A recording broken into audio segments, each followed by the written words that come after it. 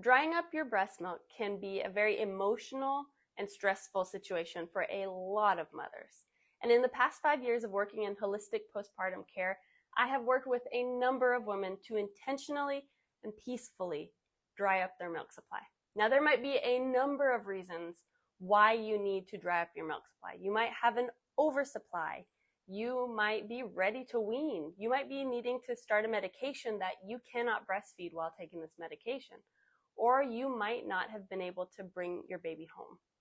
And if you are in this last group, if you are going through the pain of losing a child, I just want you to know I'm thinking about you, and I'm so sorry you're going through this. In this video, we're going to go through when to start reducing milk supply, how to do it in a way that is safe and comfortable, and some things that you should definitely stay away from because it will cause problems. By the end of this video, you're going to know exactly how to dry up your milk supply in the best way for you. Now, first, let's talk about what actually establishes a milk supply. Number one, frequency of removal. How much milk are you getting out and how often are you getting it out?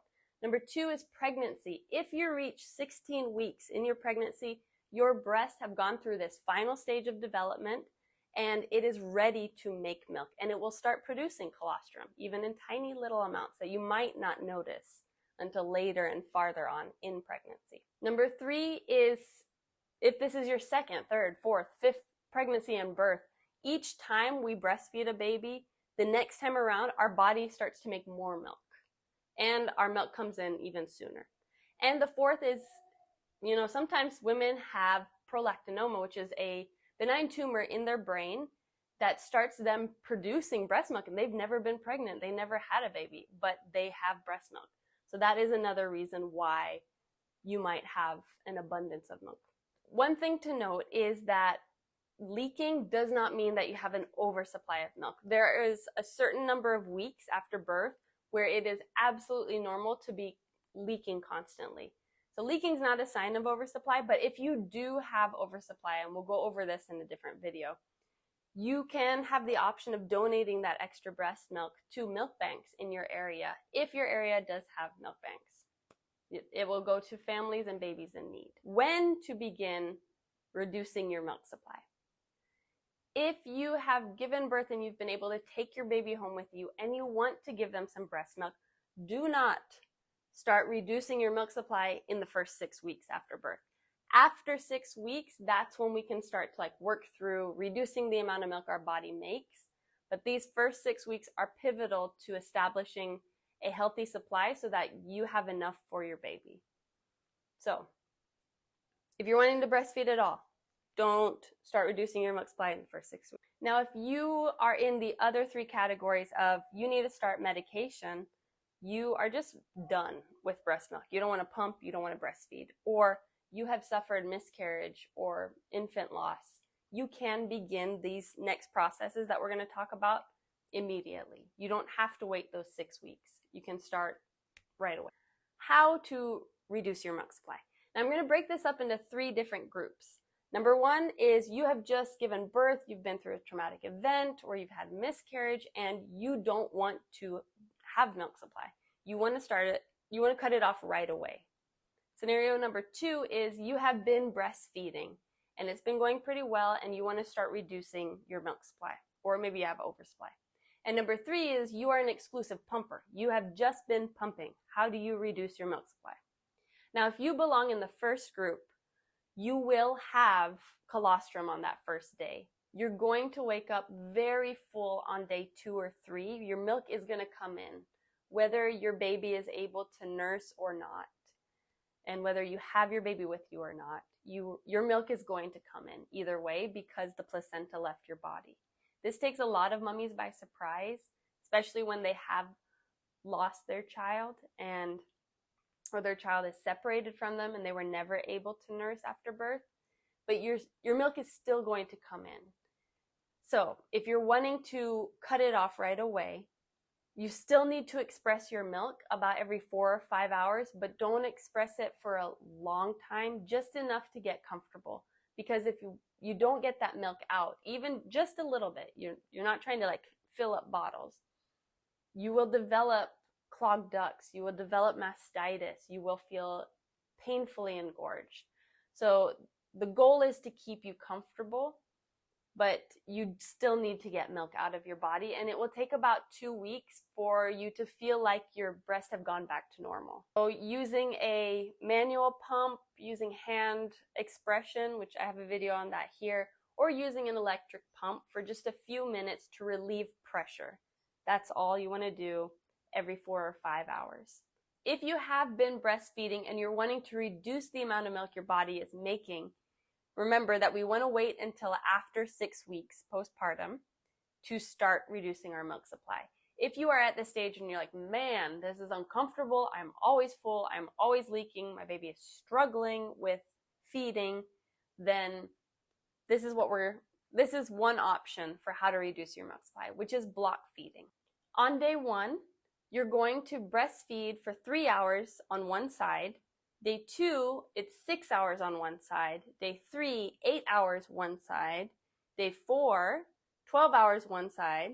And day 5 is one whole day on one breast. Now the other breast is still going to get full. You're still going to have a letdown. You're going to need to get milk out of that, but we're not going to be pumping and like emptying that breast. Just enough to relieve the pressure, because you will get mastitis, engorgement, clogged ducts if you don't remove a little bit of milk. But we don't want to be emptying that breast out. This method of just feeding on one side for a prolonged amount of time, a lot of mummies see pretty quick results in about 4 days, but it takes at least a week for you to really feel a huge difference.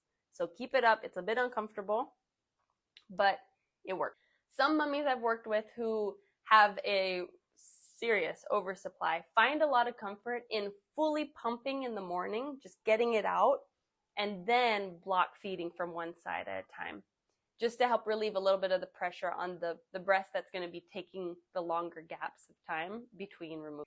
If you have been pumping, we're going to start with reducing the amount of time spent on a pump, and then we're going to reduce the frequency which you have been pumping. So rule number 1 is don't pump for more than 20 minutes.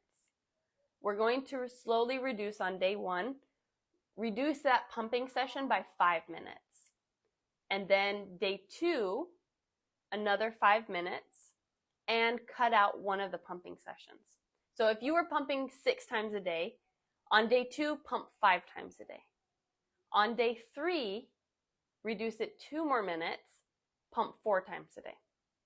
On day 4, reduce it 2 more minutes, and pump 3 times a day. Now, we definitely want to be pumping in the morning because that's when a lot of us feel the fullest because of a fluctuation that's happening in our body at night. We tend to have a large supply in the morning, and we want to get that out. So please don't skip the morning pump session, but do the morning, and then you'll have a little bit of gap in between. If you start to feel really uncomfortable, really full, just hand express very little amounts, just to relieve the pressure, but not to actually get a bunch of milk out. Because remember, part of establishing a strong, healthy, big milk supply is removal of milk. So we are slowly weaning our body back, but we're doing it in a way that gives us a better chance at not getting mastitis or clogged ducts, because nobody wants that. Now, here are some things that can help, herbal remedies and other things, as well as medication. Within herbal remedy, you can use sage, which contains estrogen. You just take 1 tablespoon of dried sage and a cup of hot water, steep it for 5 to 10 minutes, and drink this 2 to 6 times a day. You can also add parsley, but it is a diuretic, so just watch out for dehydration. Oregano, which contains compounds that can interfere with prolactin, which leads to a decrease in milk supply. And there were 2 studies done on jasmine, which one study, they took crushed jasmine petals and then they rubbed it with oil and they put it on the breast of the lactating women, and that actually showed a reduction in milk supply. Another option was that they took it in liquid form and did nasal drops. I don't know about you, I don't want to put jasmine up my nose. So topical can work. You can also mix peppermint oil with a carrier. You don't want to put peppermint oil straight on you, but these two are topical remedies that have had some studies done, and it shows promising potential for reduction. Of course, cold compresses. Putting cold around you helps reduce swelling, and it can help reduce milk supply. Medication, Sudafed, dries up milk supply.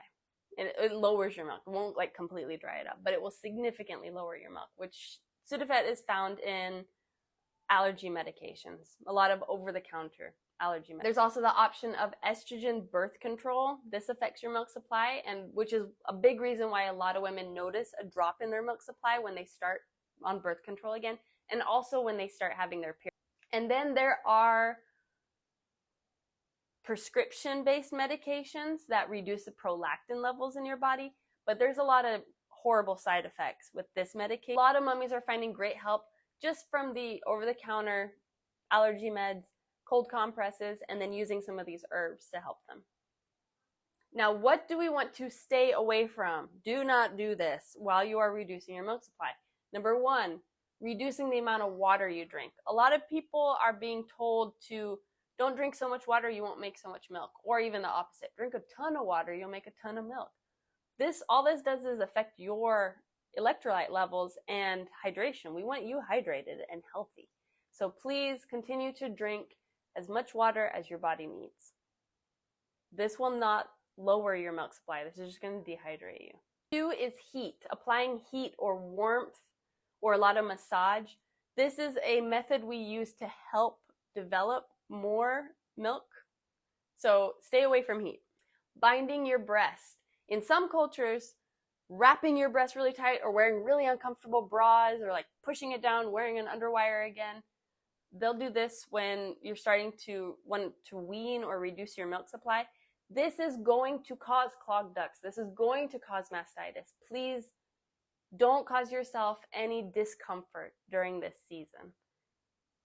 Just continue to wear comfortable bras that support you. Now, 4 common side effects from reducing your milk supply, no matter how you do it, is engorgement, we talked about, which is that feeling of fullness. 2 is clogged ducts, which is a localized pain point. Like you'll feel it, there's a lump and it's uncomfortable, and it's a clogged milk duct and it needs to get out. So you do need to massage that part if you are feeling it, and it's going to hurt. It's going to feel like someone punched you, and then you're going to feel all bruised up. It's not comfortable. But a lot of mummies find comfort in kind of using gravity to help get that milk duct out. You massage it out and then pump it out, or kind of dangle feed where you're on all fours and you're like hanging over your baby. This is one option. Or put a pump over and just kind of lean to help get that clogged duct out. 3 is mastitis. Mastitis can get serious fast. This is not something we want to play around with or like wait and see. With mastitis, you will feel achy, like you're going to feel uncomfortable. You'll get a fever sometimes you don't.